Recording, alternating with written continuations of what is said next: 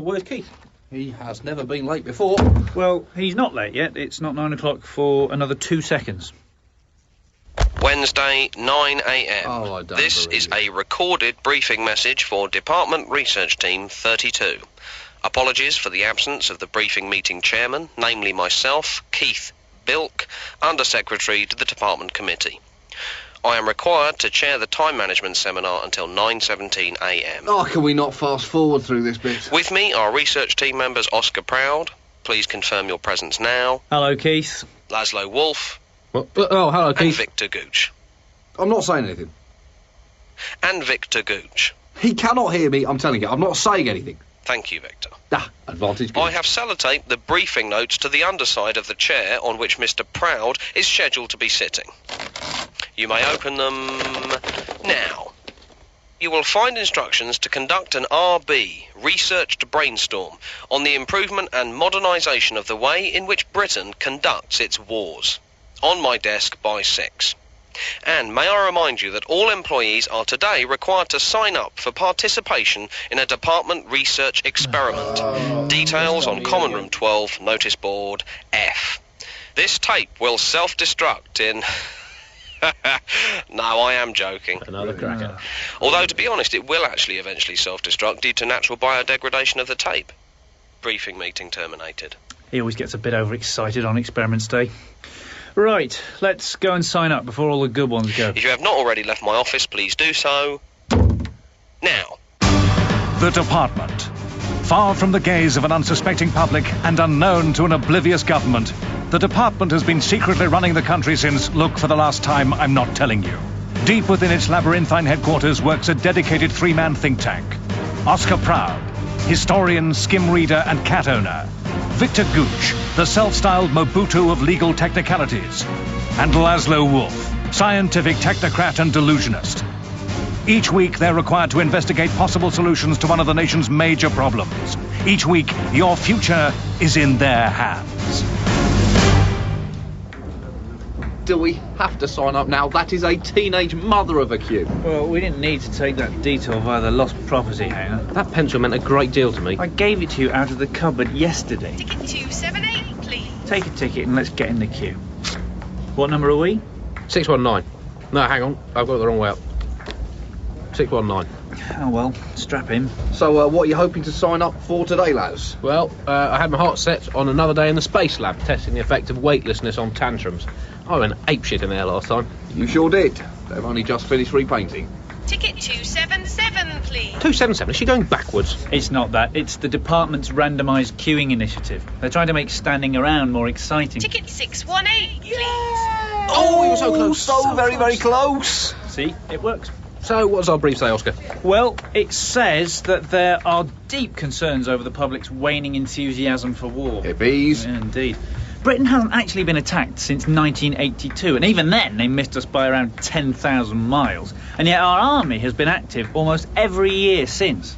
No wonder people are confused. Yep, the girls in the Ethical Standards Division still haven't worked out whether our armed forces are liberating heroes of democracy or illegal imperialist occupiers. £20 says liberating heroes. I'll take that. Wallop. Ticket 94, please. And this whole issue has become even more complicated since the war on terror was upgraded to a war on stuff and shit like that. Ticket 94, please. They'll probably go for Iran next, just to save on printing costs. Yeah. In the meantime, we've got to find some ways to make war more palatable for the 21st century consumer, and find them fast. Ticket 94, please. This ticket's a loser. Let's split up and do some research. We'll come back to sign up at lunch. Ticket 619, please. Attention department employees. The Animal Testing Laboratory is pleased to announce a 93% pass rate. The remaining 7% will be sitting retakes in the summer. I'm telling you, Victor, you don't get 3 shots on the black. Sour grapes, Laszlo, are the refuge of the spiritually inept. Well, while you two have been playing Best of 35, I've been in the archives working my balls to the grindstone. Now, in the old days, military action had a clear sense of moral purpose. Look at this old Victorian Army recruitment advert. This is an appeal on behalf of the British Empire. We have already civilized 20% of the world. Well done us. But that still leaves 20% of the Queen's planet languishing in a godless morass of rampant paganism and bare-breasted dancing. We your help to finish subjugating the Jigaboo. It's for their own damn good. Join the army to furnish your hearts with the prizes of the Orient and spread the glory of the Queen and God. In that order.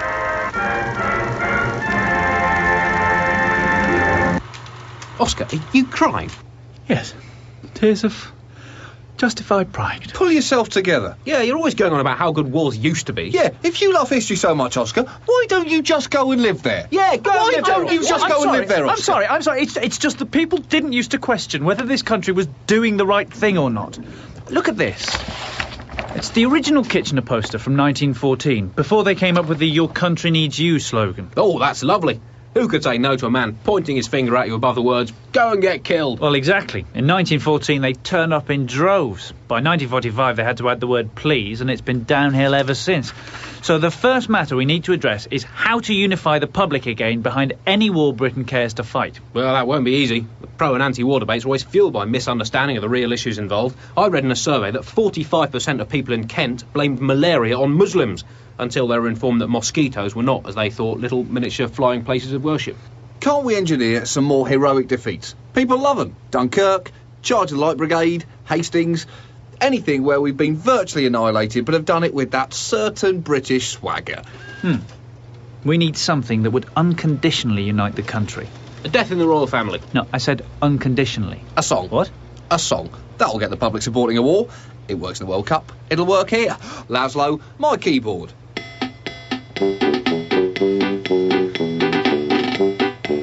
We're going all the way to Baghdad to go and see a man who's very bad. The army, the army, the army, the army. Top three, I guarantee you. No way. Nowadays, people will only unite behind something if they think they've had some input. We should make our wars truly interactive. Now we've got the technology, we might as well use it. Please vote now. Press the green button to consolidate our position in Basra. Press the red button to march on Baghdad. Press the yellow button to bring the troops home. Or press the blue button to ignore all of this and continue living in ill-informed contentment. You have selected the blue button. Welcome to ITV1. Perfect. The illusion of choice with the safety net of apathy. It's the democratic dream realised. Now, this brings us neatly on to the next staple of modern warfare, which is dealing with the media. Can't we just ignore them and hope they find something else to crap on about? No, Victor. If you don't work with them, you're going to have to work against them. And they can be real shit when they take against you. Some journalists even panned the Second World War after Churchill turned up late for a press conference. Listen to this contemporary review from the Times. Derivative to the point of tedious burlesque, this war lacks the attritional intensity of its far superior predecessor. 2 stars. Well, that's a bit harsh. I thought it was a really good war. It's very original in its own way. Yeah, and what an ending. Kaboom! And in case you didn't hear it the first time, kaboom again! The press has never had so much access to the battlefield. It can cause real problems. Yeah, would Henry V really have won at Agincourt if he'd been constantly worried about the media? Once more unto the breach, dear friends, but please try to minimise collateral damage. There's a guy from the Sunday Mirror embedded with Barry and Longbow, so keep it clean. That is a Pandora's box of ignorance you've opened there, Victor. Now, public relations is the key. Tickle journalists on their bellies with a bit of PR and they roll over like a dog in a canoe. So, we need a way of making the army seem more caring and compassionate, which isn't easy when you ruin people's lives for a living. Well, for a start, rather than sending those formal notices to the families of the bereaved, they could at least write proper thank you letters. Post's here, love. Anything good? Let's have a look. Bill. Oh, what's this? I think it's from the MOD. What's it say? Dear Mrs. Regis, thank you very, very much for the life of your son. Oh, that's nice. I used him to mount a hopeless attack on a heavily defended pillbox. We didn't succeed, but we had great fun trying! ! They had fun, Ken. I can read, Brenda.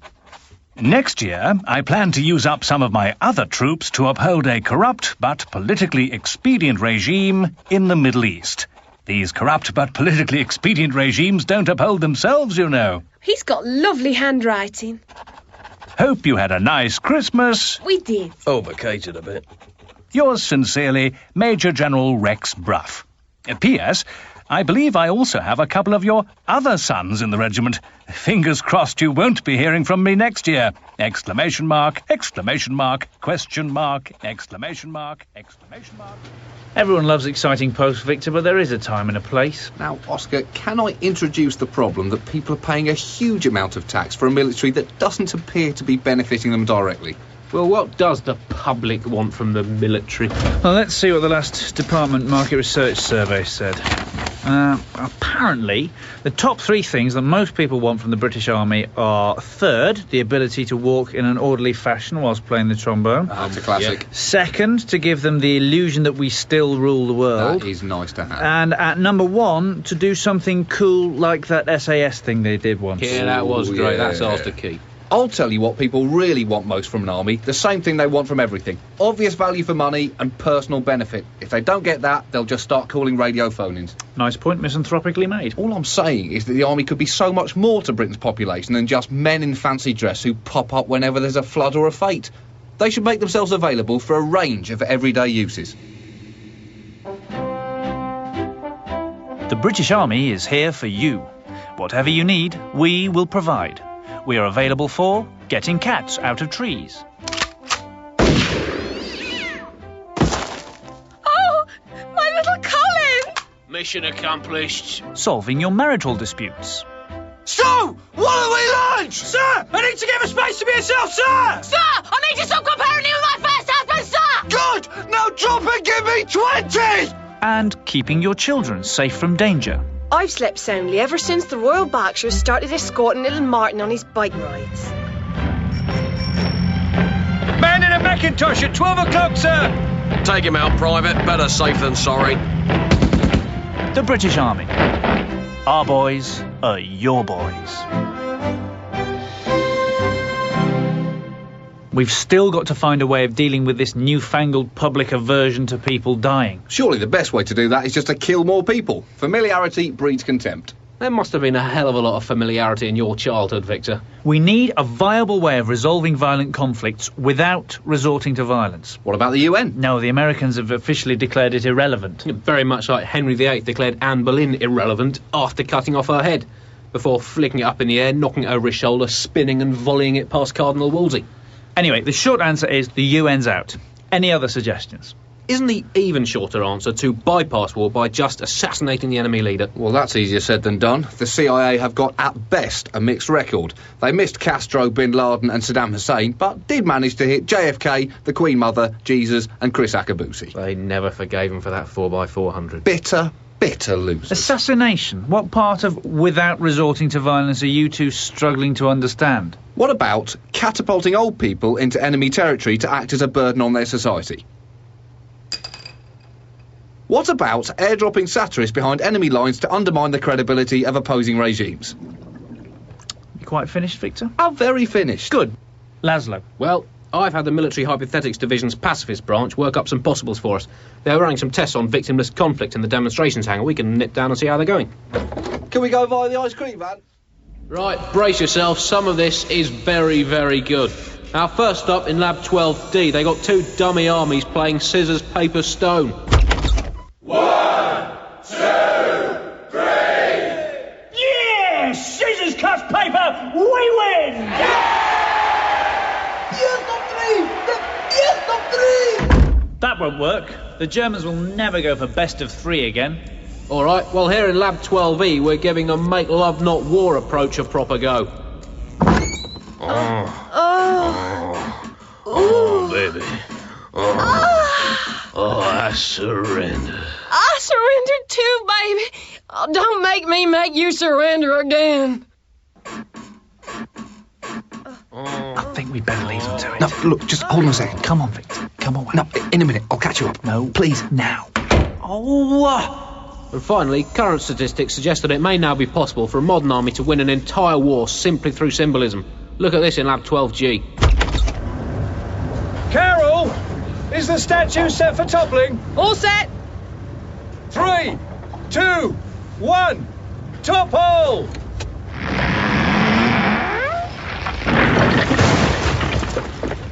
How symbolic was that one? I'm just waiting for the meter reading. 14.3. That's 2.4 better than the orphan kissing a soldier. Right, reset the statue, wrap a flag around it, and we'll see if we can crack 15. These are all very well in theory, Laszlo, but have you thought about the economic implications that conflict-free war could have for the arms trade? No, I haven't actually. Well, do you want to think about it now? Yeah, all right. No, it'd be catastrophic! They've got as much right to earn a living as anyone else. Exactly. How can I be so blind? Death-based war has to stay, for their sake, if no one else's. Oh, well, you're the expert, Victor. Right, lunch. And before that, we'd better sign up for Experiments Day in case we get stuck testing Marmite thresholds again. Attention department employees. After months of deadlock in its negotiations with the Eurosceptic division, the Europhile division are pleased to announce that not only can Britain keep the pound, but we can shove it up our arse. So, what's left? Well, that's gone. Oh, well, Victor, there's one place left on the Worker Efficiency Department's hibernation trial, but the problem with that No, is I'll take it, step aside. You snooze, you lose. That is 6 months off work, isolated from the rest of society, surrounded by hay. It is the dream. Yeah, the thing is, cut me an air hole, wake me for Wimbledon. Quarterfinals, I cannot be arsed with the early stuff. Enjoy growing mice on your shoulders, losers. Well, that's a pretty gracious victory there, Victor. Losers. What else is left, Oscar? Well, the only two left are the Human Tolerance Division's 24-hour local news bulletin. Ouch. And growing mice on your shoulder. I'll flip you for it. All right. Heads. It's tails. I'll take the mouse. No. Yes. Oh, Team 32. We meet again. Hello, Keith. Good to see you putting something back, albeit under contractual obligation. It is literally the least we can do. So, I presume that you're going back to the office now to complete today's RB? Yeah, thing is that we haven't really had lunch yet, Keith. Now, that's a shame. That's a real shame. That's going to prey on my mind all afternoon. Anyway, off you go. Are you going to stand in front of the vending machine until we leave? Try me. Attention department employees. The Patriotism Division are delighted to announce the signing of St. Francis of Assisi as the new patron saint of Scotland, in exchange for St. Andrew plus £1.5 million, pending a medical. Well, I don't know about you, but I'm certainly looking forward to my last afternoon of work for 6 months. Are you looking forward to having a mouse on your shoulder, Laszlo? Well, it could be worse. Well, we better get back to work.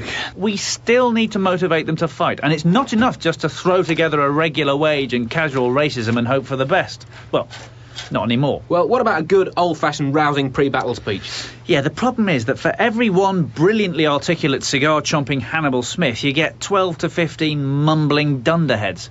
Listen to this recording of Major General William Scott in Afghanistan.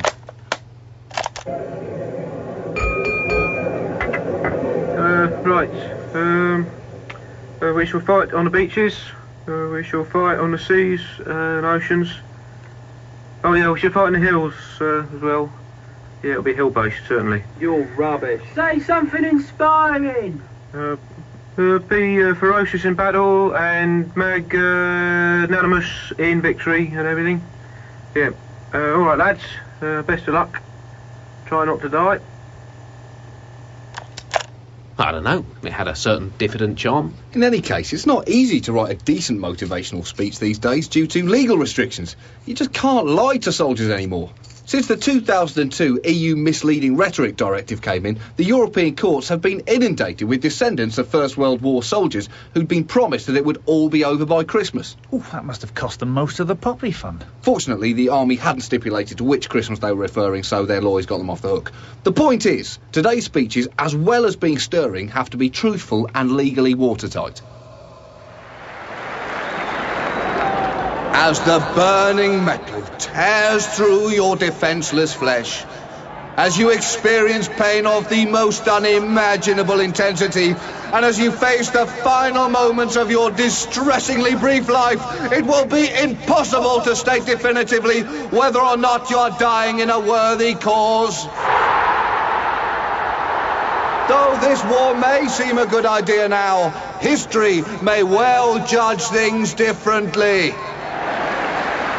It is more than possible that this entire exercise is being staged for domestic political gain. Justify! Man, I cannot promise you a glorious afterlife. I cannot promise you the enduring gratitude of future generations. I cannot promise you that 50 years from now your grave won't be used as a goalpost. But I can promise you funeral cost of up to £1,500 and a basic pension for your widow, subject to changes in governmental policy and prevailing economic conditions!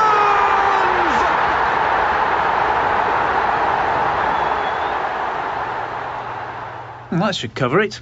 Everyone's running scared of the lawyers now. Even the toy manufacturers have started making realistic war dolls. Look at this one. You just pull the string on his back. The horror! That's right, little fella. You don't like war, do you? And then there's this one from the new Action Man Weeping Mother series. My son, when will the killing end?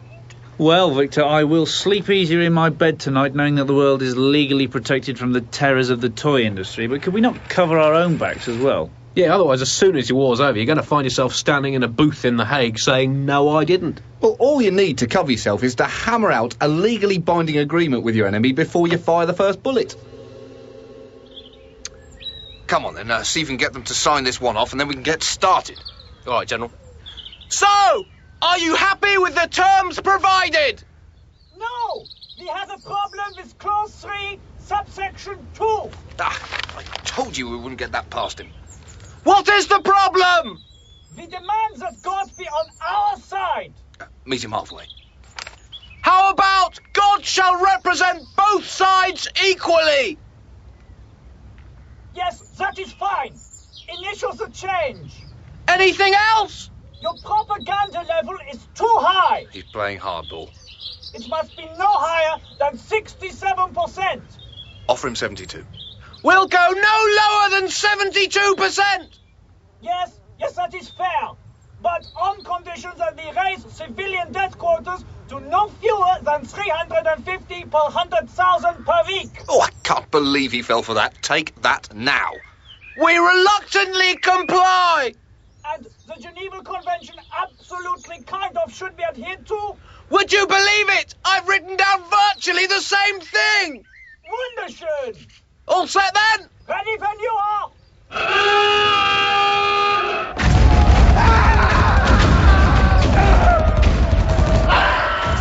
That sounds watertight. Well, it doesn't just sound watertight. Look at this. Oh. Shit. Talk amongst yourselves. This is the only copy. Right. We need to define what the legal justifications for going to war are. Forget it. It's all up here. Of course, in the past, the only reason we needed was not liking someone or wanting their sugar. The three justifications we've been recently using are perfectly valid, Oscar. 1, the merest suspicion that a country might be on the verge of developing something. That's a handy catch-all term. That is not an accident. 2, the merest suspicion that there's weapons of mass destruction.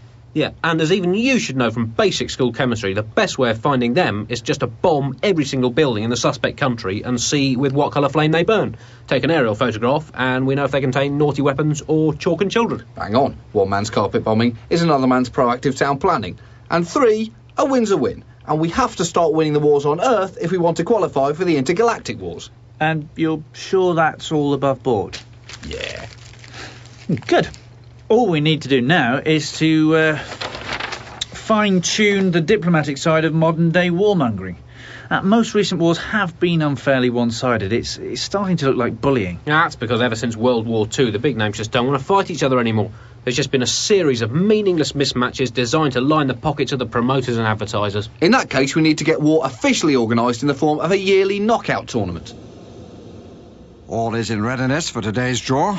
Let's hope for some really cracking ties. Welcome to the United Nations for the quarter-final draw for this year's wars. Drawing the home teams, Slobodan Milosevic. And drawing the away teams, Peter Beardsley. Slobodan, if you'll please draw the first ball. Number 2. Russia. Always strong at home. Will play... Number 7. The United States of America. Oh, that's the one the fans have wanted to see for years. Number 1. Great Britain. Without a significant win for a while. Number 5. We'll take on India. That could be closer than last time. Number 6. Afghanistan. They've sneaked through as lucky loser again. We'll play Number 6. Afghanistan. Well, would you believe it? These age-old rivals have been drawn together once more. Number 1. Palestine. Just happy to be here. Number 8. We'll play Israel. Number 7. And America. That concludes the quarter-final draw. Thank you, gentlemen. War's to be played on the weekend of the nearest available religious holiday. So it looks all set to be an America versus America final. That one already sold out. And the winner gets to set the international agenda for the next 12 months. The perfect solution. So, any final suggestions before we send the disc up to the committee room? Well, if you don't mind me being philosophical for a minute, I think we can summarise as follows. War is very much like a sausage. It's a fundamental part of British national heritage and identity, but it's probably best for everyone that we don't know too much about what's going on when it's being made. You say everything's like a sausage, Laszlo. Everything is like a sausage, Victor. Well, time's up, Wittgenstein. Victor, put the disc up the chute. Yep. We're done. No, can't we do a bit extra? Laszlo, that is the plea of a man who's about to have a mouse attached to his shoulder. Give me the disc. I think we missed a bit. Forget about it. Forget about it. The disc is gone. Let it go, Laszlo. Take your punishment like a man, with a mouse attached to his shoulder. I'll get it. 2-person hibernation chamber for Mr. Victor Gooch. Oh, I will sign for that. Well, I'll see you boys in the summer. Oh, and one more thing. Turn around, please. Aren't you going to put your pyjamas on? No, Laszlo. I am going commando. Just me and the hay, as nature intended. Hello, 32. Hello, Keith. I never thought I'd say this, Keith, but it's great to see you. Keith, what are you doing here? I'm the control half of the hibernation experiment. No. We're box buddies. No. Budge up, I brought my banjo. No, hang on. Did you know about this, Laszlo? I suppose I did. No, I did. Ep3, Oscar. Oh, yes. Aren't you going to put your pyjamas on, Keith? No, Laszlo, I'm going commando. No! Just me and the hay. And Victor, as nature intended. I have 6 months with nothing to do but to plan what I'm going to do to you both. Well, you better get started then, Victor.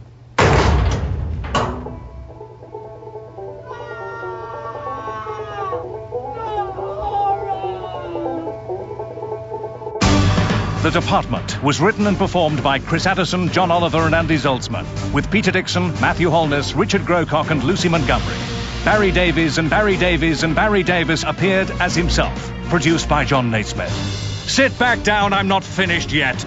The Department is an Avalon production for BBC Radio 4. At ease.